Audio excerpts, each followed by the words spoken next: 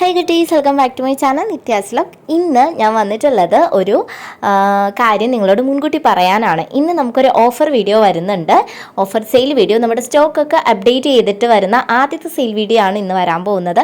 നമ്മുടെ സ്റ്റോക്കിലേക്ക് പുതിയതായിട്ട് ഒരുപാട് ക്രീപ്പേഴ്സും നോൺ ക്രീപ്പേഴ്സ് ആയിട്ടുള്ള പ്ലാന്റ് വന്നിട്ടുണ്ട്.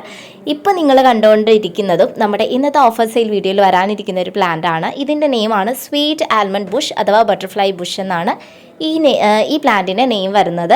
ഇതിൻ്റെ 2 സൈസിലുള്ള പ്ലാന്റാണ് നമ്മൾ കൊണ്ടുവന്നിട്ടുള്ളത്. പോട്ടിലുള്ളതും നോർമൽ സൈസും. പോട്ടിലുള്ളതിന് അത്യാവശ്യം നല്ല റേറ്റ് ഉണ്ട്. ചെറിയ സൈസ് പ്ലാന്റാണ് നമ്മൾ ഓഫറിൽ കൊണ്ടുവരുന്നത്.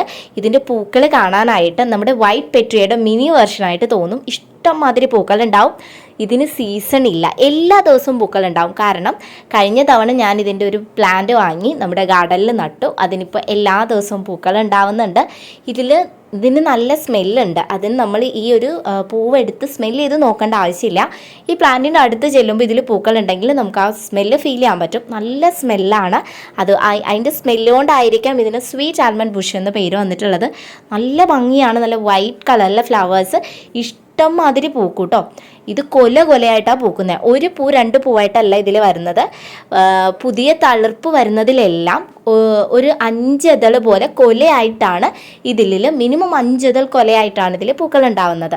ഇഷ്ടംമാതിരി പൂക്കൾ ഉണ്ടാവും. നിങ്ങൾക്കൊരു വൈറ്റ് കളറിലെ പൂക്കളുള്ള പ്ലാന്റ് എപ്പോഴും പൂക്കുന്നത് വേണമെന്നുണ്ടെങ്കിൽ ഇത് വാങ്ങി വയ്ക്കാം.